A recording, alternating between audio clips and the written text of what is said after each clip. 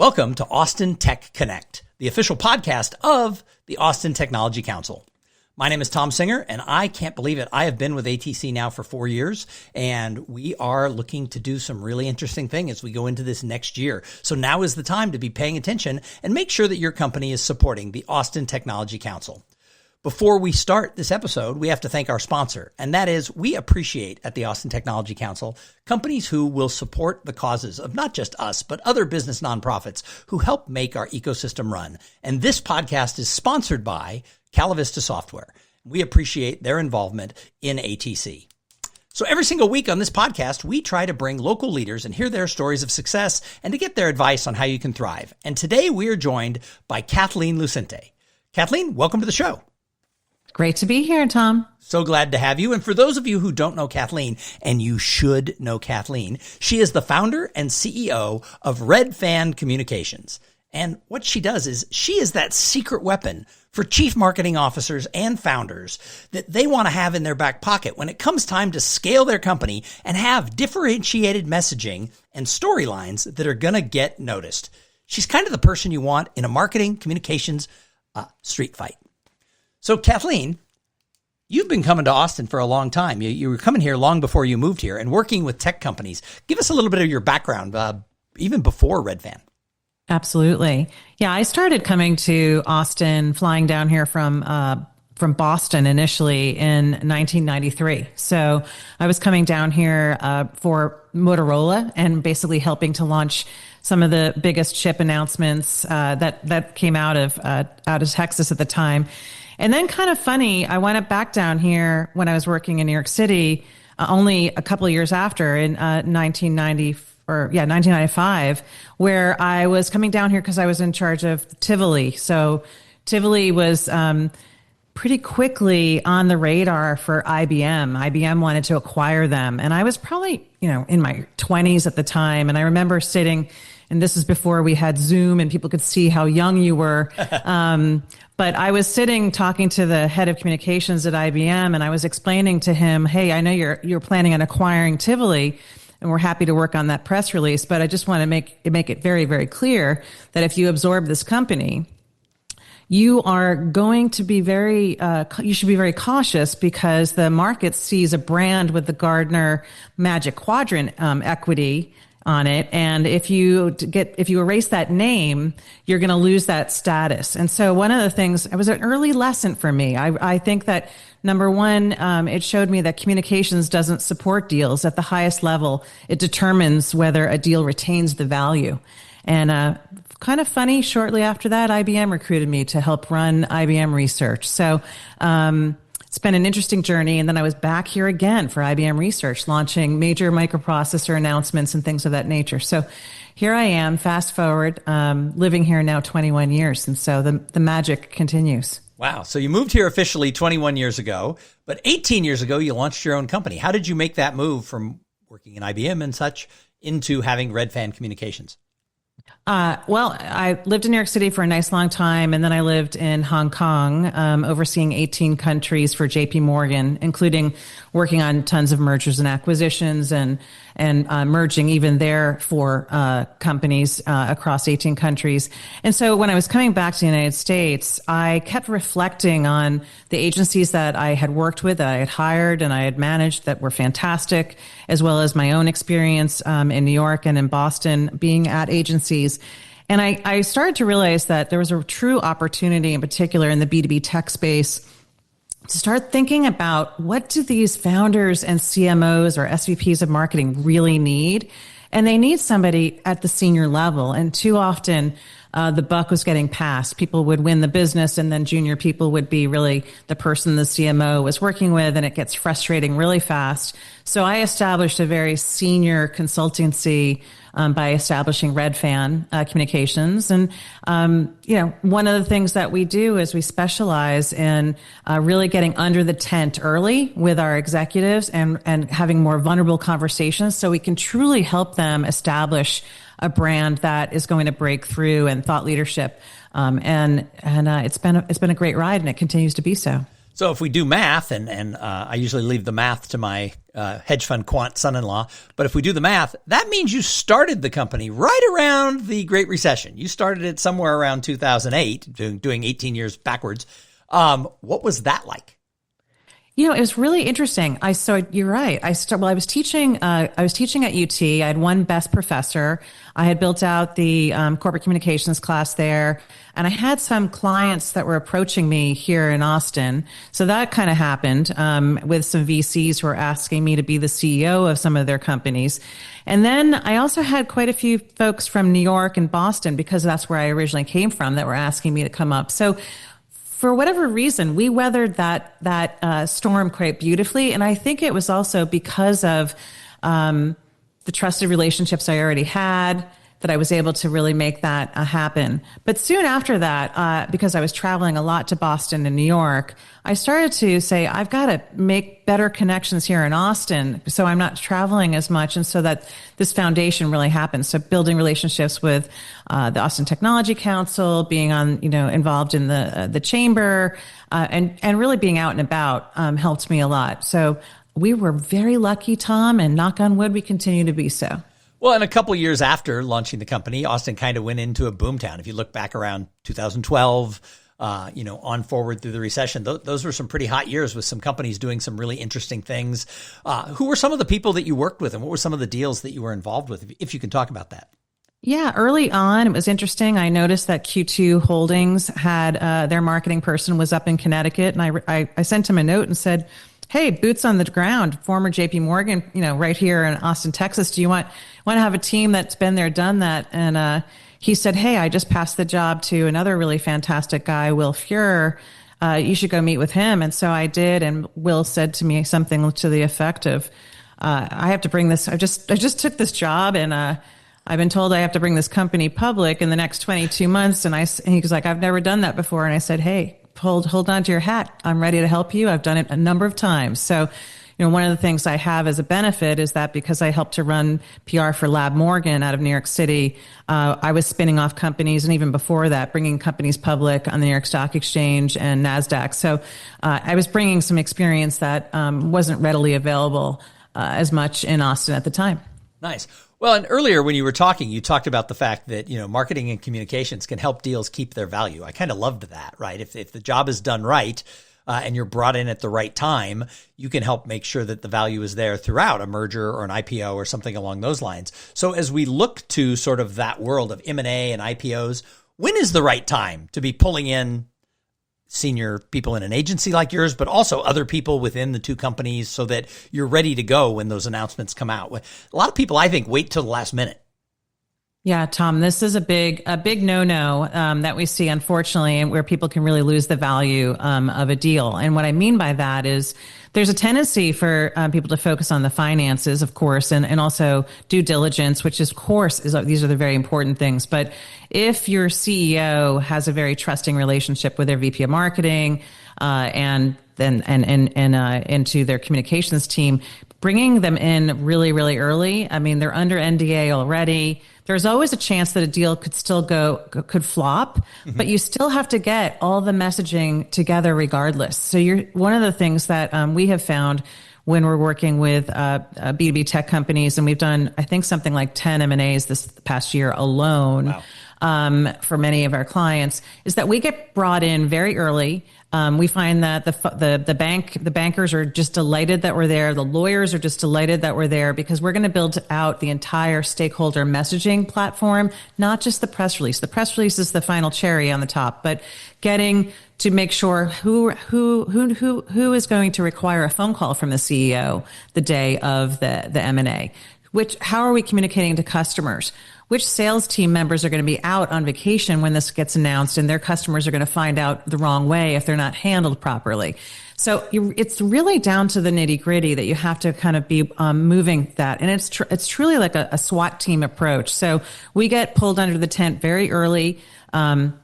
And I think that that's very, very important. And we also run that in parallel. So if a client is working with us on, speaking engagements and press releases and all these other things, and then suddenly they have an M&A happening, I bring in the exact senior team and we're able to run parallel, and then nothing drops on all the regular day-to-day work that happens. Because a lot of times with an M&A, if you don't have a really strong communications team to help you, everything stops because it's too much to handle for the communications team. So this way we're able to ensure that none of the wheels come off the wagon. Well, and one of the things, and I don't have experience in this, but just from the sidelines, one of the things that, and I have experience in the second part of this, I don't have experience in the M&A and the IPO world per se, but I do when it comes to why businesses need to tell the story. Because, the story of what's happening, why did these two companies come together? Why are they stronger together? That story matters so much. And I think most people, certainly not people in your world, but most people forget the power of a well-crafted, differentiated story that weaves together. And when I see organizations merge, I'm always shocked that I can identify there should be a better story and it's not necessarily being told. So how do you get your clients on both sides of a merger, or if it's an IPO, how do you get them to really be thinking not like, a lawyer, not like a CFO, not like a CEO, but like a storyteller? Yeah, this is an interesting thing. So I've looked at this from a couple of different angles. So number one, I'll give you an example of why my philosophy on this kind of evolved pretty vigorously when I was working at JP Morgan. I found that most bankers were selling M&A as much of a commodity offering. And I came in and brought our M&A bankers and I said, guys and gals, here's the problem. This is everyone's saying the same thing. I mean, and the reality is you're not showing that you care about the reputation of the companies that are involved. So we're going to go in and talk about what is the reputation of these companies, 6 months before this M&A, 4 months before this M&A, and what domestically and internationally. And then how do we help them make sure that this deal is going to land effectively? So we would actually come in and sell not just the merger and acquisition. We'd sell, we're going to show you how your reputation and the company you're purchasing, the full value comes to be. Now, fast forward as a PR firm, I bring that same evaluation to our clients. And so we sit down and say, okay, why are you buying this company? What value is it bringing to the customers? What value is it bringing to your merged employee base, right? What value is it bringing to your partners? And then we start to craft this story so that it's going to come to life really effectively in not just the press release, but how you're communicating and who's communicating to those different stakeholders. And so once they start to see that, they realize, wow, this is very different. It becomes a pattern that they want to repeat as they make any additional merger and acquisition plans. So how far in advance? Because obviously there's a lot of, behind the scenes stuff that goes on with a merger and an acquisition, and then, it's announced. But how far in advance should that story begin to be crafted with a professional? I would say at least 3 to 4 months before. And I've actually been in positions where I've had to do it in 3 weeks. So Tom, I have my wish list and then there's the reality. And I find that for those companies that do the short 3 weeks, it's painful for them too, but they see the value. And then they never forget. And they say, we're going to pull Kathleen and team in a lot earlier next time. So it also costs more if you're going to do it, sure, on a fire, in the middle of a fire drill. So one of the things, a couple months ago, Austin Technology Council had a breakfast about sort of the world of, we all know about SEO and being found through a Google search, but the introduction of AI has changed all of that. And, friends of mine who had companies that were very based on SEO or Google ads have seen their traffic diminish by very large numbers because people are either going directly to whatever their favorite AI tool is, or if they use Google Gemini is giving you that AI answer up first. And many people are using that and never clicking through. So they're getting their answer from the AI and not clicking through is a whole different world. So one of the reasons you were on that panel that we had is you weren't just talking about, you don't just talk about press releases and basic communication. You were talking, and that's why I asked you to be on the panel, online and everything about why it's so important that companies are getting smart about what's happening with AI and how it is changing, not only how you communicate, but how you get found and things along those lines. So let's talk a little bit about marketing and communications in an AI world. I think every VP of marketing, CMO, board member is either, and CEO is being asked, what's your AI strategy? And they're thinking about it from product because there's a lot of pressure there. So almost every client that we have that is PE backed has, the pressure of when are you telling your technology AI story? But where they're missing out on is how do you make sure that your company, your brand is showing up in AI in an effective way, right? So, you brought up, like, obviously the buyer used to start on Google. Now the short list gets built inside ChatGPT and Perplexity before a human even, makes a phone call. So what I started looking at was a lot of these CMOs were getting pinged by different types of tools, and they would call us and say, should I buy this tool? And we'd look at it and go, you're only going to see this little piece of your brand on there. So we built something customized, basically called the Brand Authority Index, because basically what you're trying to do is make sure that you're not only just showing up, but you're showing up in the way you want to show up against your competition as well. And so there's 7 factors we look at, and we measure these for every single one of our clients. We looked at earned media because third-party endorsements are a big part of what's happening in AI. That's what's getting picked up. So earned media is very important. Executive visibility and recognition. So this is where you hear about thought leadership. And this is all very fundamental stuff that most companies should be doing. But if you're not doing it in a systematic, consistent way, you're going to fall in the rankings of AI. So we look at recognition. We look at reviews. So review sites matter. And if your reviews are all bad or they're old from 2023 or something like that, you better get your systems back up. Entity coherence. So if I go and look at the Austin Technology Council, and then I go look at your LinkedIn, then I go look at how you're writing about it, if it doesn't all hang together, AI is going to kick you out and lower you down. So if your executive team is not showing up in a consistent fashion, or people are having mixed messages out there, that's when I talk about entity coherence. And then content authority. So are you really showing up in owning the pillars that you want to own versus your competition? Social authority, and then technical readiness. Technical readiness is sort of I call it table stakes, your website, those types of things better be done. So we're looking at that because those are the ways that a chief marketing officer can go in and talk to their CEO or their sales team about how are we influencing this. And it's really quite cool because what's happening is suddenly demand gen teams like, wait a second, our leads are coming in through Claude. Well, that starts to tell you, okay, this is what's happening. It's changing. Well, it is interesting because, I have a lot of friends who are in the professional speaker world. I still speak at corporate events, and the amount of people who are being found, and I always ask a client, how did you find me? And about half the answers now are ChatGPT or Claude.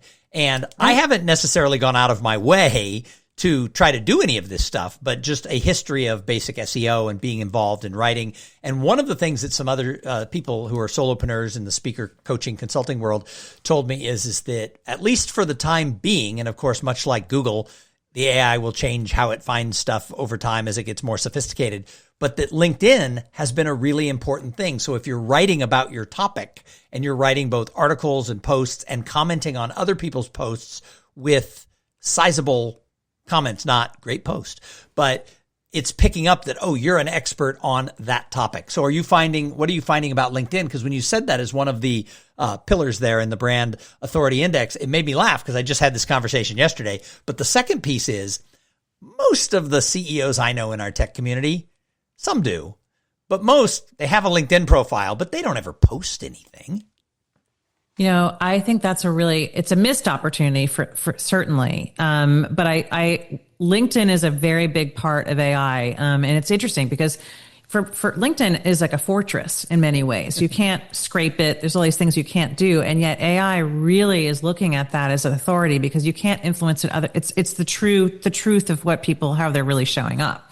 But also, if you're using AI to write your posts on LinkedIn, you can be, completely dinged. So right. Obviously, when we were on the panel with you, a month ago or so, it's a 360 brew, which has a formula, which is part of LinkedIn's formula. And and anyone who's trying to build authority on LinkedIn needs to be familiar with this, and just doesn't mean you have to stick to it perfectly, but you at least need to know, how are you being measured, and why are you on LinkedIn? What is it you're trying to do?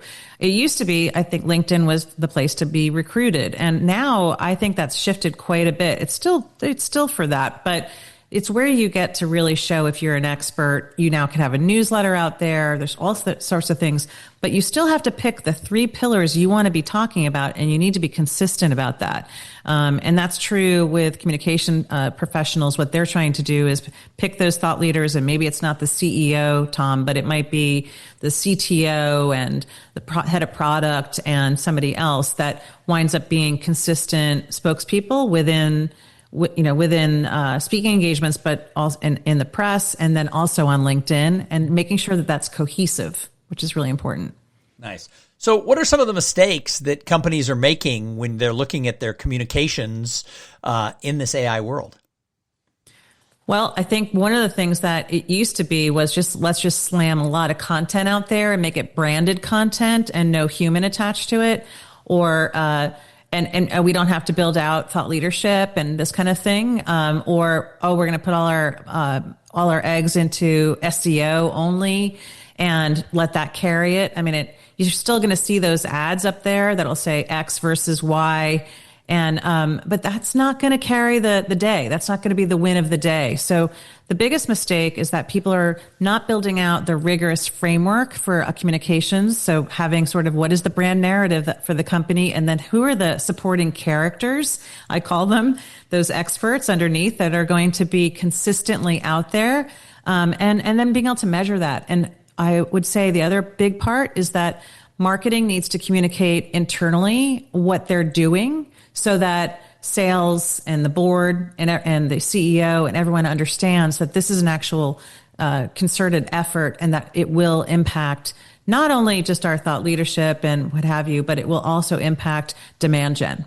How important is it for board members and senior team members to share things that marketing has put out onto social or LinkedIn or elsewhere? How important is it for them to then take personal ownership and say, hey, we just released this study, or our CEO just wrote this article? How much does that help?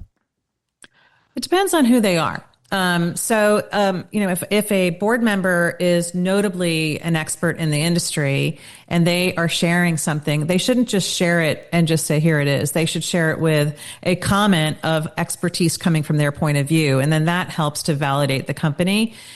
Too often you see people do what I call the lazy share. It's sort of just, okay, out of obligation, I'm just sharing this. That's a dud. Let's face it. We can see, in fact, shame on you for even doing that. That's not really showing up.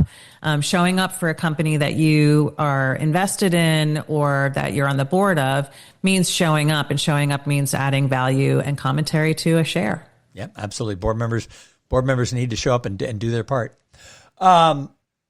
You guys are doing a webinar in the next couple of days. What is that going to be about, and how do people find out about it?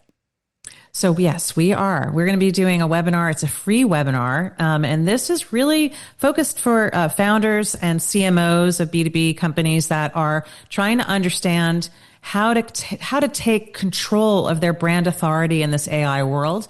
And so we're going to be walking through those 7 categories that I mentioned, and really doing some interactive projects there, and really showing people how they can take control of and measure their brand authority in an AI world. And then also, so how they can also in turn not get pulled off track by all these different people who are asking questions, but they can build a framework so they can go back to the head of sales. They can go back to their CEO or their board members that are wondering about this, and show that this is an actual formalized approach for how we're doing this. Because I think too many people are kind of doing the shiny object thing, and not really, we need to kind of get everyone on the same page so they can see, like, hey, the work is being done. It's being done in an effective way. And I'll show you how we're benchmarking our brand versus the competition in AI, how we're influencing it, and how in the next 3 months we're going to win the day. If people are listening to this before the 17th, how can they find out about the webinar? They should go to our website, redfancommunications.com, and they should go to our approach page, slide halfway down, click on it, and you will find our linked, and it's free. Please join us. Nice. So I want to shift gears a little bit and let's talk about Austin. You've been coming here for a long time. You've lived here for 18 years, 21 years. And, I've seen a lot of changes. I've been here 35 years. And there's certainly been a lot of changes in that time. So I love to have it when I have people with a little bit of longevity in the town. I love to ask the question, where do you think we are today and where do you think we're going? The good, the bad, the ugly. Well, when I first started coming here, the only restaurant in town was Mezzaluna. So I miss Mezzaluna. That was a good restaurant. Yeah. In fact, it went on fire. There was one night I was bringing a journalist out from the Wall Street Journal and an executive from Motorola, and I was frantic trying to find a restaurant that wasn't on fire, a taco joint or in a hotel. So the good news is our food situation has changed dramatically here. And yes, Mezzaluna was fantastic, and it was a standout. I would say, and there's way more cowboy boots, and we've got all that. I think that where we're headed is really cool, because one of the things is that this is a community that is so unique, and I think I feel confident in saying that, having lived in New York and Boston and Hong Kong. It is a community that really comes together and helps each other out when it comes to advancing technology or being on a board or being part of a nonprofit. And I thought with our Hall of Fame event that you put on, it really showed, every single person there has made a huge contribution. And weaving that together, what I'm seeing now is that we're attracting more similar types of individuals who want to be part of a community where that type of camaraderie can happen. I think we're going to continue in software, high tech. We're going to see, a lot in the healthcare because of the hospital and medical situations that we have with the medical school, but also with Texas in general having the stock exchange. We're seeing some really big moves. Watch Dell, what's happening there. Watch what, we're going to see some big companies kind of move on to that and kind of set the pace. And so Texas in general is going to be, it's going to be a shining star that is not so hokey as it was maybe back in the day, where people thought it was a sleepy town with some cool things happening. It's not that anymore. It's very, very alive and kicking. Well, with the stock exchange and all the other big finance companies from New York that are opening up big Dallas operations, with what's going on in Houston, obviously San Antonio is bubbling up with some stuff. The Brazos Valley, there's a lot of stuff going on out there. And of course, Austin.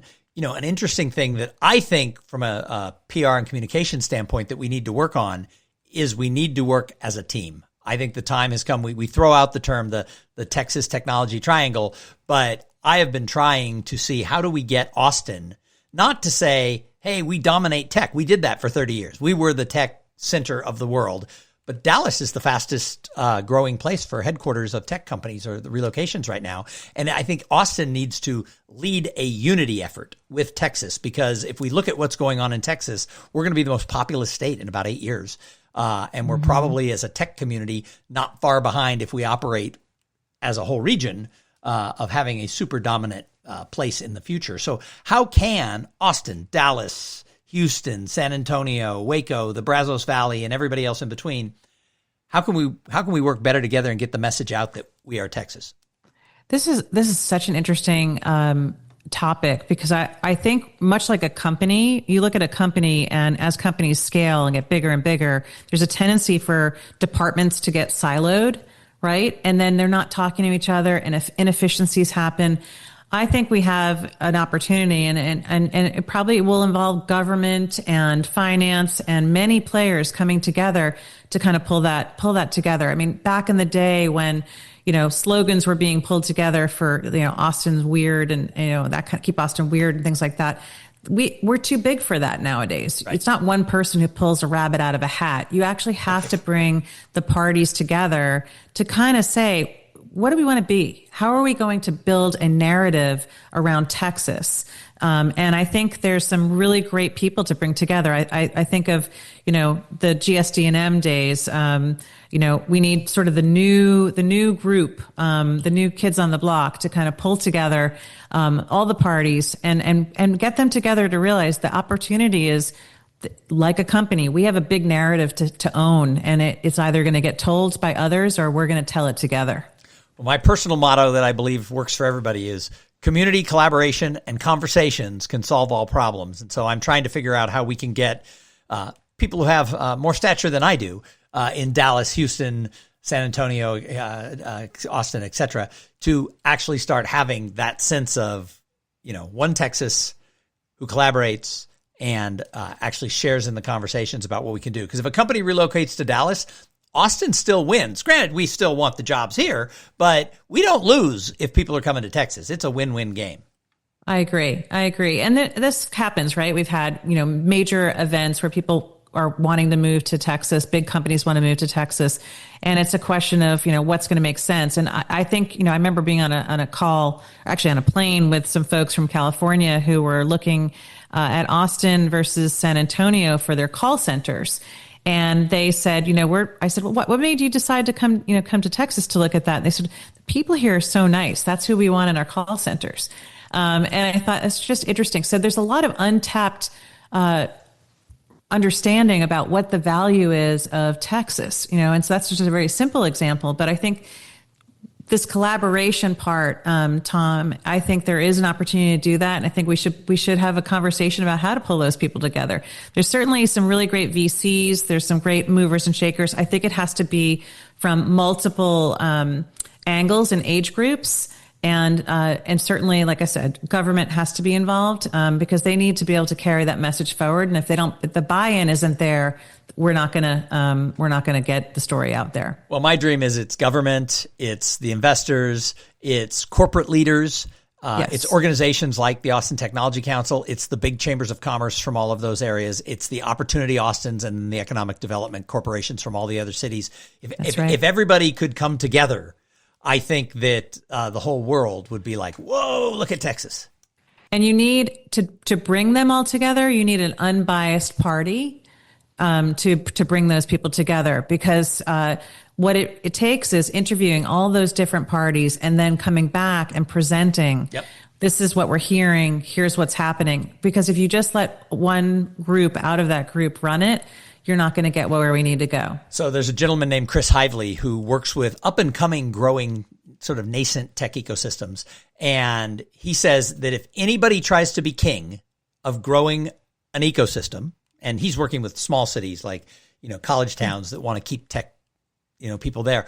But I mean, if we look at Texas and Texas, all tech companies in Texas and all the ecosystems, if somebody tries to be king, you never get out of the starting gate, because then you start having fiefdoms. And so he first thing he tells cities is do not let anybody, whether it's an organization or a handful of people, think that they're smarter than everybody else.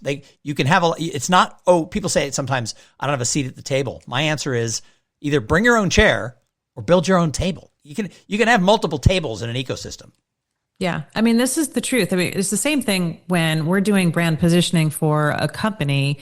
This is what I talk about being vulnerable. I say, hey, to the CEO, if you want to come in and you want to really compete against your competition and build out a story that is worthy, then we're going to interview you, but we're also interviewing your C-suite. We're interviewing about 10 of your customers. We're going to do a full competitive analysis. We're going to interview some of your partners, and we're going to, and they might be anonymous interviews, but we're going to come back and show you this is the truth, and this is where you're going to be able to really punch through. And that is the requirement of anyone who really wants to tell a really strong story. So as we close out, I'd like to thank you, because you, Red Fan Communications, and you were one of the sponsors this year. You stepped up this year, the third year of the Austin Tech Hall of Fame. And of anything I've ever done in the Austin community, and I've been pretty active for 35 years, creating this or sort of recreating this is the thing I'm most proud of. I'm really proud of what the Austin Tech Hall of Fame stands for. The first couple of years, people came to me and said, oh, you should have themes like this type of company, and you should have the Hall of Fame, for space, and the Hall of Fame for this. And I'm like, no, it's a greater thing than that. It's the Tech Hall of Fame. And then they were like, oh, you should have the Kosmetsky Award and the this award. I'm like, no, it's a Hall of Fame. Everybody's equal. Everybody's in.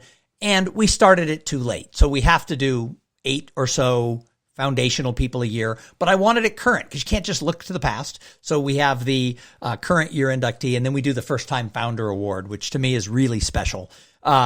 And it was, I thought this year was the best of the 3 years. I'm proud of all 3 years, but I thought this year it really, people got it. They kind of understood where it was after 3 years. But I thank you for being a sponsor. But I also asked the question, why? Why did you say, let's sponsor that?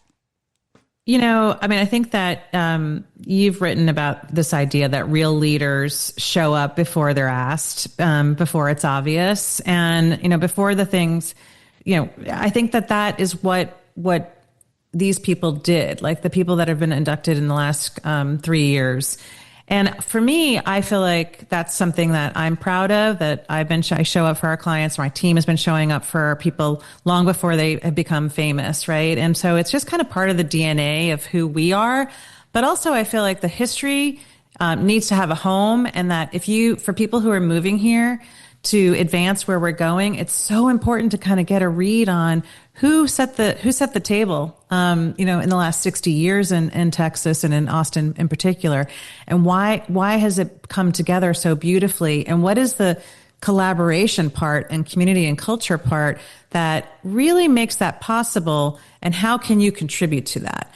And that is what I think is so beautiful about that event. And I just think, hearing from Ken DeAngelis and Brett Hurt and Bob Metcalf and Jan Ryan and Hugh Forrest, who all of their talks were so sincere and so fantastic. You got to see different sides of each of those individuals. It's a very special event, Tom. You should be proud of it. Somebody asked me if I had coordinated the message with them for their acceptance speeches, and I said no. They were each given 4 minutes. Everybody took 8. But it was, true. At the end of the day, how do you tell a legend, sit down? So, we kind of let them go a little bit. The ceremony ran a little long, but nobody cared. I apologized that we ran long, and people were like, what minute would you have cut from those, 9 speeches that were given this year? So anyway, thank you for being a real leader who showed up and helped support that. And we look forward to the coming years of the Austin Tech Hall of Fame. If this is the first time you've heard of it, you've been living under a block. But if it's the first time you've heard of it, you can go to austintechhalloffame.com. That'll redirect you to a site on the ATC website. It is the #1 most visited site now on the ATC website. So I love that. People want to know the history. People want to know the history, so that's a good thing. So anyway, Kathleen Lucente, thank you so much for being a guest here. Any final words? I would say if you want to be positioned to win in your market, come see us at Red Fan Communications, because we take it very seriously. Nice. Well, thank you again for all that you do for us, for the community, for your clients. And hey, if this is your first time listening to this podcast, make sure that you've subscribed. Make sure that you tell everybody you work with, because that's the way the podcast grows.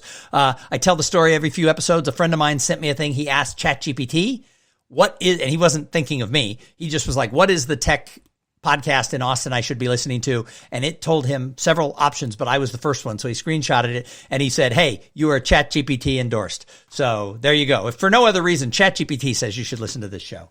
So anyway, we'll be back next week with another interview with somebody who is making waves and making things happen right here in the Austin tech community. We'll see you then. Thank you.